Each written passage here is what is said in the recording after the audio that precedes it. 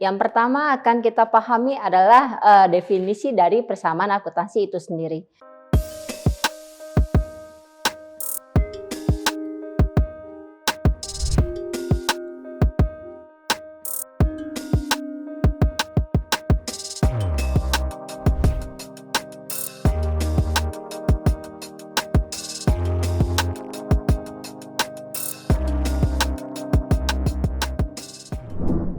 Assalamualaikum warahmatullahi wabarakatuh. Berjumpa kembali di channel Kuliah Teknokrat. Hari ini kita akan bahas tentang persamaan akuntansi. Dan buku yang bisa kalian jadikan referensi untuk dibaca adalah buku pengantar akuntansi yang ditulis oleh Warren Riff tahun 2018. Nah, untuk persamaan akuntansi ini intinya adalah menjelaskan bagaimana persamaan yang terjadi yang diakibatkan dengan adanya transaksi di satu perusahaan atau organisasi. Yang pertama akan kita pahami adalah definisi dari persamaan akuntansi itu sendiri. Nah, untuk persamaan dasar akuntansi itu intinya adalah menunjukkan keseimbangan antara akun-akun yang ada di sebelah kiri dan sisi kanan dalam satu perusahaan. Nah, persamaan akuntansi bisa digambarkan menjadi harta sama dengan kewajiban. Harta ini merupakan sumber kekayaan perusahaan ya yang berasal dari modal pemilik dan utang oleh kreditur. Inti dari persamaan akuntansi adalah menunjukkan dari mana sumber daya perusahaan itu berasal dan untuk apa digunakan untuk apa. Dan persamaan akuntansi ini harus menunjukkan saldo yang sama. Dalam akuntansi kita biasa menyebutnya sebagai balance.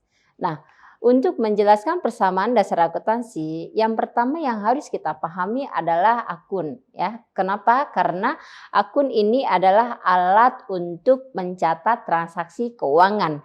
Kenapa kita menggunakan akun? Karena akun-akun ini adalah akun yang akan kita gunakan untuk mencatat transaksi yang digunakan. Misal perusahaan membeli barang, kemudian menjual barang, memperoleh pendapatan, dan membayar beban-beban yang dilakukan dalam setiap periode itu akan menggunakan akun. Oleh karena itu kita harus memahami apa arti dari akun itu sendiri.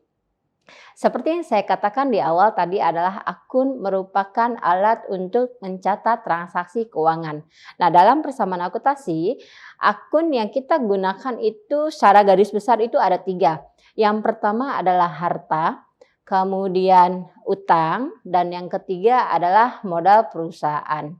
Nah, untuk akun yang ada di sebelah kiri sama dengan dalam persamaan akuntansi itu kita biasanya menuliskan dengan akun harta. Harta itu sendiri adalah sumber daya yang dimiliki oleh perusahaan dan ini memiliki manfaat di masa yang akan datang dan harus dikontrol atau diawasi penggunaannya oleh perusahaan. Harta itu sendiri terdiri dalam 2 kelompok. Yang pertama ada harta lancar, kemudian yang kedua ada harta tetap. Nah, harta lancar ini kita pecah lagi menjadi beberapa bagian. Jadi yang pertama ada kas, kemudian piutang. Dalam perusahaan dagang nanti ada istilahnya akun untuk persediaan barang dagang, kemudian perlengkapan dan peralatan. Nah, untuk aktiva tetap atau harta tetap ya, itu terbagi atas tanah, kemudian mesin, gedung, dan kendaraan. Dan ini juga ada istilah-istilah akuntansinya sendiri. Misal untuk kas itu biasa kita sebutnya cash, kemudian itu untuk piutang dagang kita sebutnya akun receivable ya. Dan lain-lainnya itu nanti bisa dicek dalam bukunya Warren Riff tahun 2018. Kemudian kita masuk ke akun yang ada di sisi kanan persamaan akuntansi yaitu utang dan modal.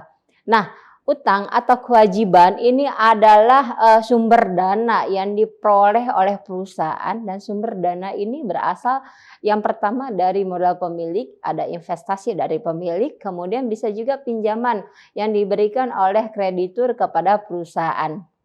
Oke. Nah, utang itu dikelompokkan menjadi dua. Ada utang jangka pendek dan utang jangka panjang. Dan ini kita sebagai orang akuntansi juga perlu tahu istilah-istilah akuntansi yang digunakan untuk menuliskan utang. Misal, kalau utang usaha itu kita biasa menyebutnya dengan akun payable. Kemudian kalau utang pajak bisa disebut sebagai tax payable dan sebagainya. Kemudian untuk modal itu bisa diistilahkan sebagai equity atau ekuitas. Ya, modal itu merupakan sumber dana ya yang dimiliki oleh pemilik perusahaan dan digunakan untuk operasional di perusahaan itu sendiri. Oke, baik. Kita akan mulai simulasi atau menjelaskan satu contoh kasus yang terjadi di perusahaan jasa terkait dengan bagaimana kita membuat persamaan akuntansi yang terjadi di satu perusahaan ini jika ada transaksi-transaksi sebagai berikut. Oke, jika misalnya dalam satu perusahaan jasa ada ini perusahaannya bentuk perusahaan perseorangan, kemudian pemilik perusahaan ini baru membangun atau mendirikan usaha jasa tersebut. Kemudian si pemilik ini menginvestasikan dananya atau uang kas atau bahasa lainnya itu uang tunai ke dalam perusahaan dan dia akan membuat persamaan akuntansi. Sekali lagi, persamaan akuntansi itu bertujuan untuk memberikan gambaran dari mana sumber dana perusahaan dan dana tersebut itu digunakan untuk apa oleh perusahaan tersebut. Dan kuncinya adalah dalam persamaan akuntansi itu harus ada keseimbangan atau balance antara harta dan kewajiban ya. Jadi harta sebelah kiri sama dengan dan kewajiban ada di posisi sebelah kanan sama dengan, itu saldonya harus seimbang atau balance. Oke, kita mulai dari tanggal pertama di satu perusahaan yang baru didirikan dan bentuk perusahaannya adalah perusahaan jasa. Nama pemilik perusahaan ini adalah Hari. Kemudian pemilik ini akan menginvestasikan uangnya ke dalam perusahaan sebesar $20.000 ya. Kita akan buat persamaan akuntansi terhadap uang yang $20.000 ini. Yang pertama yang harus dilakukan adalah kita akan membuat kolom tentang persamaan akuntansi. Jadi ada harta sama dengan kewajiban. Oke, tadi di awal saya katakan harta itu terpecah atas beberapa akun ya. Ada kas, piutang, persediaan, perlengkapan, peralatan. Nah, kita akan analisa transaksinya. Transaksi yang terjadi di sini adalah si pemilik menginvestasikan uangnya sebesar $20.000. Dan kita akan masukkan ke persamaan akuntansi. Oleh karena itu, angka 20.000 itu kita analisa itu sebagai uang tunai. Nah, dalam persamaan akuntansi, uang tunai itu didefinisikan atau sama dengan kas. Sehingga harta perusahaan yang berbentuk kas akan bertambah. Bertambah sebesar 20.000. Nah, angka 20.000 ini kita letakkan di bawah kolom tulisan kas. Tanggalnya adalah tanggal 1. Itu di sisi sebelah kiri sama dengan.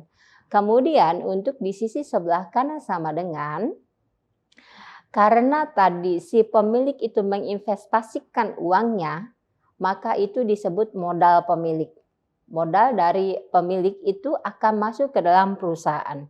Nah, awalnya perusahaan itu kan nggak punya harta sama sekali, nggak punya modal.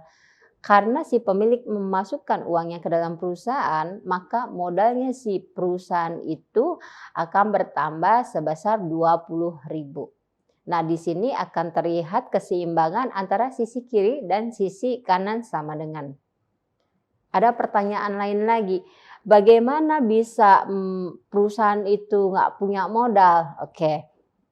Untuk membuat persamaan akuntansi, kita harus ingat prinsip akuntansi yang salah satu prinsip akuntansi yaitu prinsip entitas atau kesatuan usaha. Di sini menjelaskan bahwa satu perusahaan itu harus berdiri sendiri terpisah dari si pemiliknya. Jadi walaupun bentuk perusahaan itu merupakan perusahaan perseorangan, namun segala pencatatan atas transaksi yang terjadi di usahanya si pemilik tadi itu harus dipisahkan dari catatan pribadi si pemiliknya. Oleh karena itu, sebelum pemilik menginvestasikan uangnya ke dalam perusahaan, maka si perusahaan itu nggak punya harta sama sekali. Maka si perusahaan itu tidak memiliki kas dalam perusahaannya. Nah, karena adanya transaksi di tanggal 1, maka modalnya perusahaan akan bertambah sebesar 20.000 dan kas perusahaan akan bertambah sebesar 20.000. Sehingga kita akan lihat sisi kiri dan kanan dalam persamaan akuntansi itu sama. Sama-sama berjumlah 20.000 dolar. Oke, baik. Nah, itu transaksi yang terjadi di tanggal 1. Sekarang kita masuk transaksi di tanggal yang kedua pada perusahaan jasa yang dimiliki oleh Hari. Di tanggal 2, perusahaan ini membeli perlengkapan sebesar 1.000 dolar secara tunai. Nah, kita harus analisa perusahaan membeli perlengkapan secara tunai. Artinya, membeli perlengkapan itu kalau tunai berarti uang perusahaan akan berkurang.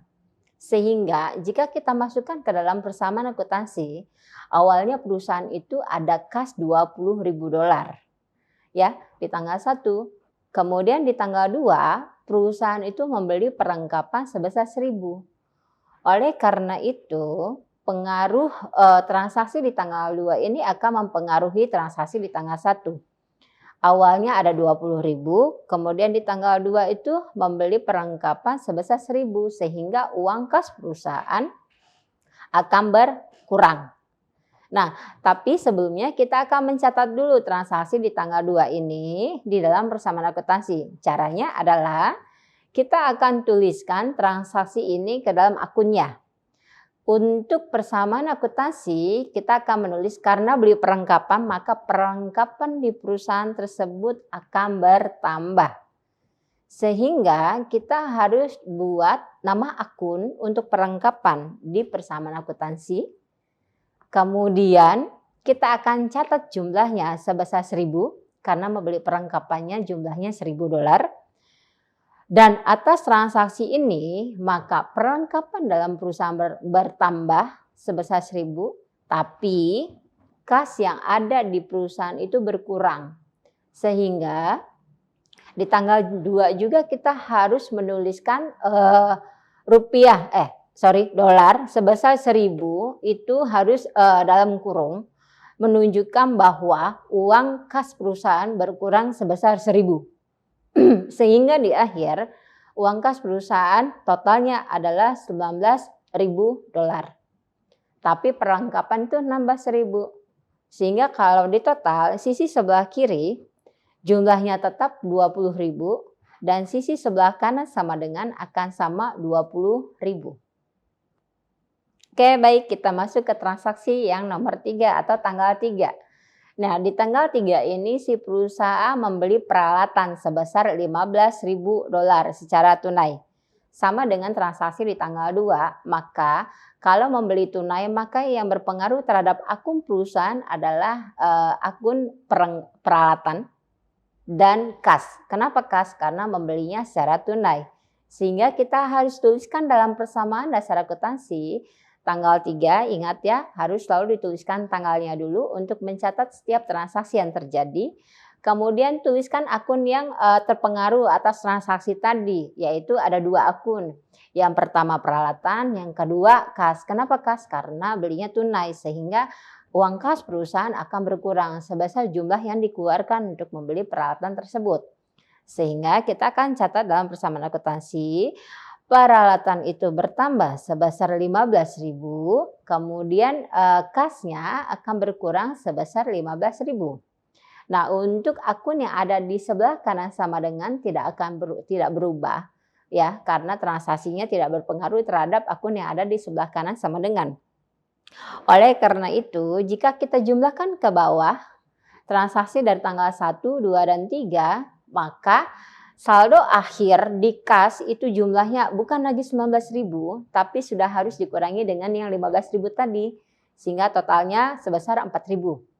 Dan akun perlengkapan itu tetap jumlahnya 1.000 dan untuk peralatan bertambah ya, karena ada transaksi di tanggal 3 ini sebesar 15.000. Dan kalau akun-akun yang ada di sisi sebelah kiri ini kita jumlahkan, maka totalnya akan sama dengan 20.000. Dan akun yang ada di sebelah kanan sama dengan jumlahnya sama, tetap 20.000. Sehingga tetap jumlahnya sama, sisi kiri 20.000 dolar dan sisi sebelah kanan sama dengan 20.000 dolar. Oke, kita masuk ke transaksi di tanggal 4. Nah, transaksi di tanggal 4 ini berbeda dengan transaksi di tanggal 2 dan 3. Kenapa? Karena transaksinya berbunyi si perusahaan membeli perlengkapan dan peralatan itu on account, artinya berhutang ya, tidak menggunakan kas, sehingga transaksi ini tidak melibatkan akun kas. Yang berpengaruh terhadap transaksi ini adalah perlengkapannya bertambah karena dibeli, peralatannya bertambah juga karena dibeli, tapi hutangnya juga bertambah karena belinya secara kredit. Oke, bagaimana kita menuliskannya di persamaan dasar akuntansi? Maka kita tuliskan angka untuk pembelian peralatan sebesar 200 dolar, maka jumlah 200 itu harus dituliskan di kolom perlengkapan. Kemudian saldo sebesar 1.000 itu harus dituliskan di kolom peralatan karena membeli peralatan sebesar 1.000. Dan kita akan mencatat akun yang ada di sisi sebelah kanan sama dengan, yaitu kolom utang. Karena beli peralatan dan perlengkapan itu dilakukan secara utang, maka utangnya akan bertambah sebesar 1.200 dolar. Nah, dengan adanya transaksi ini, maka saldo akhir untuk perusahaan ini, kasnya tidak berubah, tetap 4.000 ya. Kemudian perlengkapannya jumlah uangnya itu 1.200, kemudian peralatan itu jumlahnya 16.000 dan di tanggal 4 ini perusahaan punya utang. Punya utangnya sebesar 1.200 dan modalnya 20.000. Sehingga kalau kita jumlahkan maka saldo akhir untuk transaksi tanggal 4 ya, dari tanggal 1 sampai tanggal 4 itu saldo akhirnya 21.200. Jadi sisi kanannya 21.200 dan sisi sebelah kirinya juga 21.200. Masuk ke transaksi di tanggal 5. Di tanggal 5 ini perusahaan meminjam uang ke bank. Ingat kembali, meminjam uang ke bank itu artinya kas perusahaan akan bertambah. Sehingga kita akan mencatat penambahan kas itu di sisi sebelah kiri di kolom akun kas. Kemudian karena perusahaan itu meminjam uang dari bank, maka timbullah utang. Oleh karena itu utang banknya akan bertambah. Dan itu akan dicatat ke dalam akun kewajiban posisi kolom utang bank. Nah, jadi kita akan tuliskan akun-akun atau saldo yang harus kita catat ke dalam persamaan akuntansi, yaitu di tanggal 5, kasnya bertambah sebesar 4.000, kemudian utang banknya itu bertambah sebesar 4.000. Untuk akun-akun yang lainnya itu tidak ada pengaruhnya, sehingga atas transaksi yang terjadi di tanggal 5 ini, maka kita akan berikan informasi kepada pembaca ya, kas perusahaan itu sekarang bukan lagi 4.000 tapi ada 8.000. Kemudian perlengkapan itu 1.200, peralatan 16.000, utang dagang 1.200 dan utang bank itu 4.000. Modal tetap 20.000, sehingga kalau dijumlahkan sisi kiri dan kanan akan sama totalnya sebesar 25.200. Untuk transaksi di tanggal 6, cerita dalam transaksi tanggal 6 ini adalah si pemilik perusahaan memberikan jasa konsultasi kepada klien. Dan dengan adanya konsultasi jasa yang diberikan kepada klien, maka perusahaan akan memperoleh pendapatan jasa sebesar 3.000 tunai ya, 3.000 dolar tunai. Dari adanya transaksi ini, pengaruhnya ke persamaan akuntansi itu adalah bahwa kita akan mencatat pendapatan dan kasnya bertambah. Kenapa bertambah? Karena si konsumen atau klien itu memberikan uang. atas jasa yang kita berikan. Sehingga kita akan mencatatnya ke dalam persamaan akuntansi tanggal 6 posisi kasnya itu bertambah sebesar 3.000 dan pendapatan itu kita harus catat di kolom sebelah kanan posisi modal. Nanti ditulis keterangannya yaitu pendapatan jasa sebesar 3.000.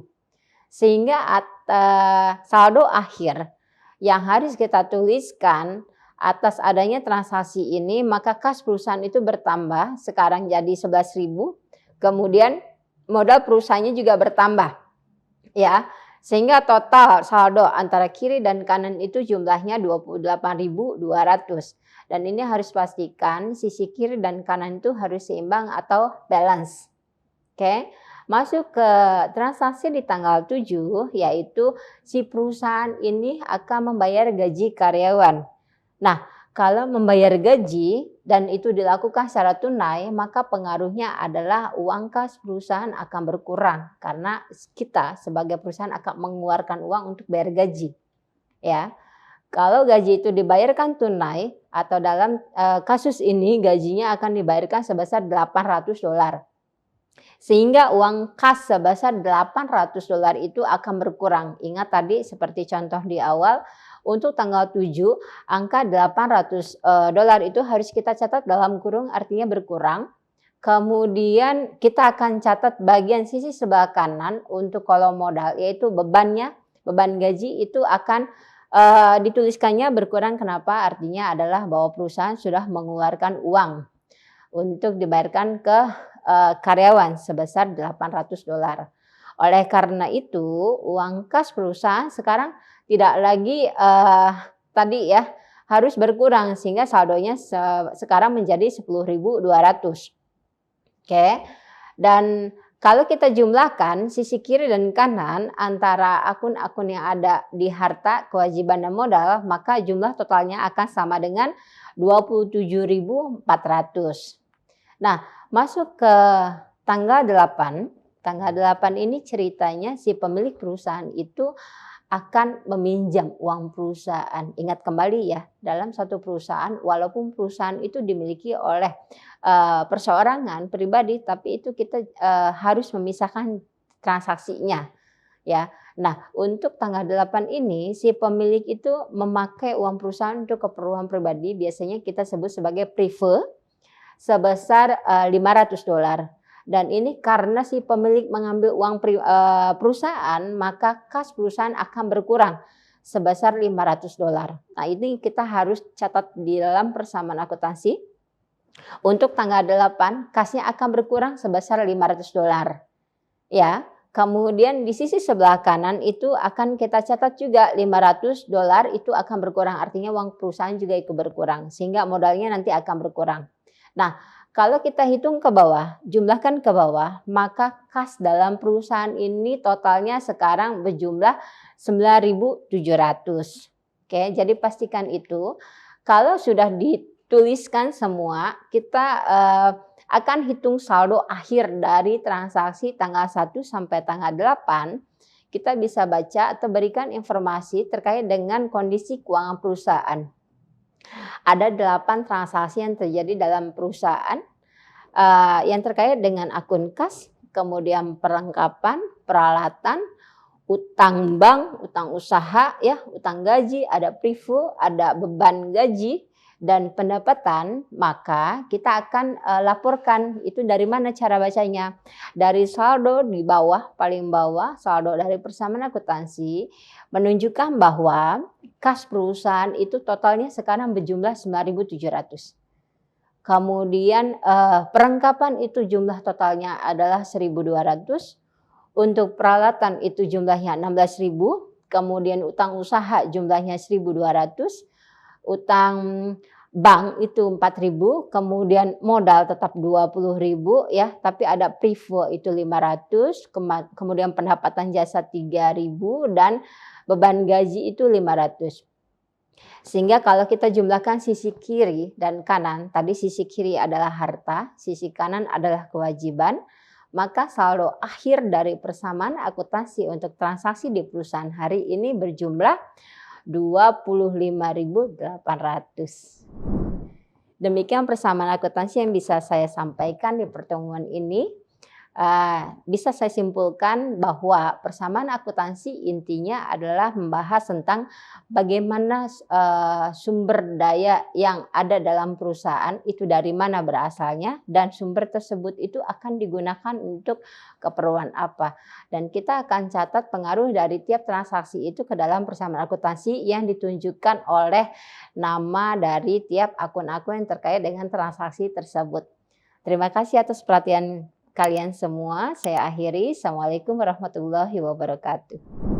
Terima kasih sudah menyaksikan video pembelajaran ini. Jangan lupa like, komen dan subscribe, serta nyalakan tanda loncengnya agar kalian tidak ketinggalan informasi update lainnya.